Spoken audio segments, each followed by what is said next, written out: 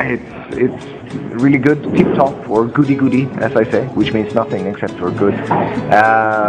It's really cool. I have the best job you possibly can find. I think, I travel Earth, and although I work in different time zones, so yes, I do get, I have a certain zombie look, but that's okay. It comes with the job, so to speak. But I love this, and India is growing on me all the time. It has crawled under my skin, and I really feel it's turning into my... I feel at home here for some really weird reason. I feel relaxed, and people are cool, and despite the chaos that's sometimes happening, and everybody are doing everything at once, and it's just, they stand up while the plane is just taking off and say, yeah, I want to go to bathroom. Nobody gives a shit. And in a way, it's very refreshing. So I love India. It's a lovely place to be. And also the music here, I'm very inspired by Indian music. Again, it has crawled under my skin, and I see my musical career, everything is before and after India in many ways, So I love this, especially South Indian music, Carnatic music. First of all, I've been playing a lot with my friend Ganesh, and who's one of the Vinayakram brothers, a wonderful kanjira player, and he's throwing all kinds of things at me, and we recorded some things in Sweden, and we did many concerts, and then I flew a guy called Radhakrishna who was playing the double violin, also from Chennai, and he's also teaching me as much as he possibly can in Carnatic music, so there's so much to learn from it, even though you may be a heavy metal maniac and so on, it's such a rich musical culture, and you can, even though I think most Indian kids think, I don't give a shit about classical Indian music, but the thing is, you can do an entire really beefy metal album just from Seva Ganesh's Kanjira solo forever. You could just listen to the rhythm structure, so you can build the most cool metal album ever made, So I steal as much as I possibly can from your rags since I'm not Indian, I see them as actual scales, but I don't know if it's a morning raga, if it's an afternoon raga. I just like the tonality. I steal it, bring it back to Sweden, and I turn it into Swedish Indian metal music, and make a living out of it. It's pretty nice. So, yeah, I don't know. I never know. I never plan what to do. I have an iPod since I'm on my own, so I play to backing tracks, but and I have hundreds of songs on the iPod, so I do whatever I feel I need to do.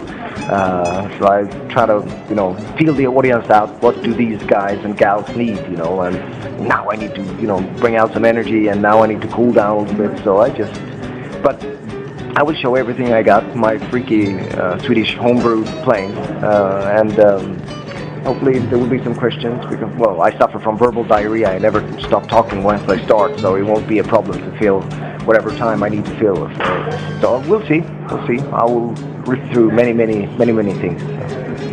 Well, it had something to do with my teenage ego, I think, because when I was 13, I was drumming my ass off and doing all kinds of drum solos in auditoriums for various schools and everything, and nobody would recognize it was me because it was behind the drum kit, and I beat the hell out of the drums, and I was just walking off stage and like, yeah, check me out, who's that, so that I couldn't do that, and also it was really hard to write songs on a drum kit, so but I played guitar also since I was 6, but just merely, power chords and simple songs. My first song was called Go to Hell. Actually, I had a second song was called Homework Rots My Mind. And I performed it about 1 million times with my band in a classroom at the time. So when we were like 7 or 8 or 9 years old, full of makeup. And we had Indian, you call it scent? Indian scent? Or what do you call it?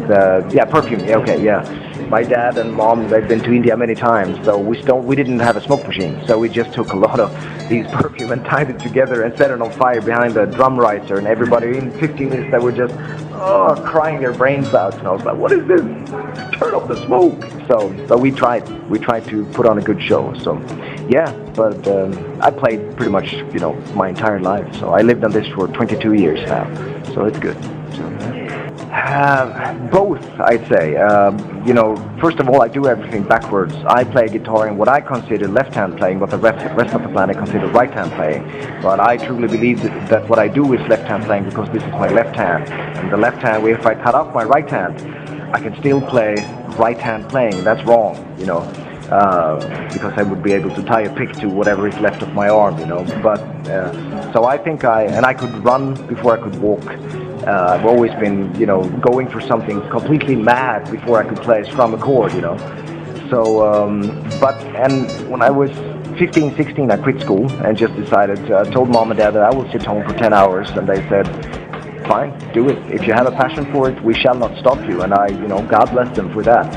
I'm not sure, I'm a parent myself, so I'm not sure I'm going to be that liberal if my son says, Dad, I want to collect stamps. Well, son, first you need an education. And so on, sorry about that, yes. So,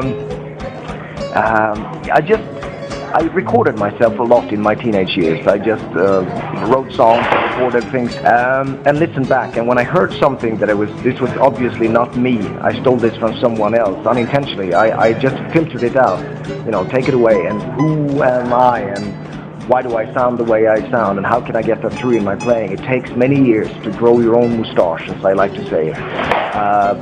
But yeah, that's what I've been doing. And since I was 19 when I moved to Copenhagen, I lived on this. And of course, it was a struggle in the beginning. I was really, you know, I had my bunch of really poor dog years.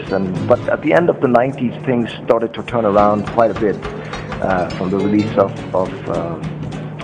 the fourth Free Kitchen album and my first solo album. Things started to get really well, and I started to make some good money and bought myself a house with a family, and now I live a very comfortable life playing my stupid music, traveling the earth. So, but I've worked hard, you know. That's what I do. I've answered hundreds of thousands of emails. I'm out there shaking people's hands, you know, taking it away. So yeah, but I love it.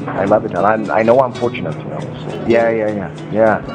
Gymnastics is boring. Yeah. But a good technique is like being able to, it's like knowledge in a way. It's being able to write and read and everything, you know, to be able to spell your name correctly. It's much better than to just put your fingerprint, you know. So I think that, you know, knowledge is a good thing, and also a good technique is good to have, but if you use it all the time, it's getting very boring. Like all the 6 million, trillion, billion YouTube videos out there with kids in their bedrooms sweeping their brains out and playing so fast, you know, at warp speed. But it's not music. It's a big difference to, you know, between music and, because just learning fine motor skills and syncing this hand with this hand and playing fast, anyone can do that. You can train a monkey. They would probably be playing it much better than many of the players out there, you know. But having something to say is a completely different thing, and making music is a completely different thing. Every once in a while I play faster than the speed of light. Sometimes I play one note a minute, you know. It's whatever it takes. It's all about music, and that's it, and the soul of it, and who you are, bringing your heart and soul into this. So yeah, it sounds pretentious, but that's really how it is for me. Okay. Oh yes, very much so. I'm even going to do some recordings in Mumbai with my friend Ranjit Barot, who's playing some drums, and Niladri Kumar, who's playing electric guitar. Selva Ganesh is going to be in there. Radha Krishna is going to be in there, and more Indian musicians. So lots of Western friends as well. Probably going to be a double instrumental guitar album that nobody will be able to survive. Free Guitar, the Smorgasbord. I'm also writing new Free Kitchen songs, and I've just finished an album with Ranjit and my friend Jonas Hellboy. So it's going to be probably 3 new albums next year. So if I can make it, and it's time-consuming things to record and mix and make album covers and make videos and all that stuff. But I will get there, and I'm very happy with the result of the Smorgasbord so far. Well, my friend here, Mr. Zach O'Year, a fabulous Swedish writer, just released his first book on a Indian publisher.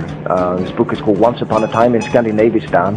It's about when the Indians invade Gothenburg and in Sweden, and they rename it to Gautamauri, and everything's got Indian names, and it's a wonderful thing. And he also wrote this script called The Pollutant, which is most likely to be shot in Bangalore next year.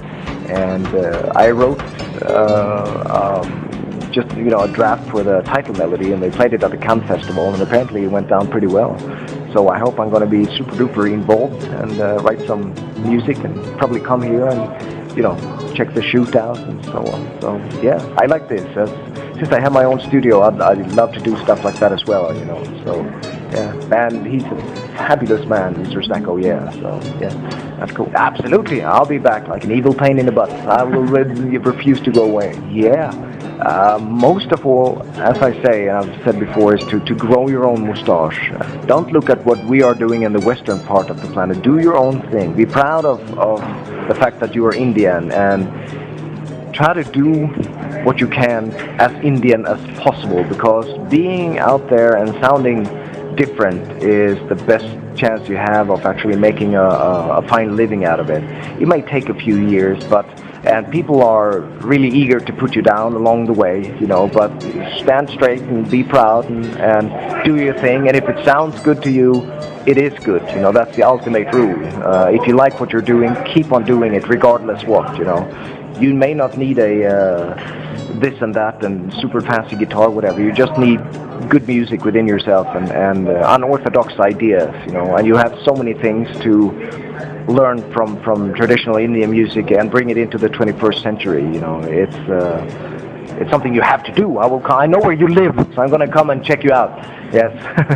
So you have to do it. It's not a request, it's a demand. Yeah. All right. Thank you very much.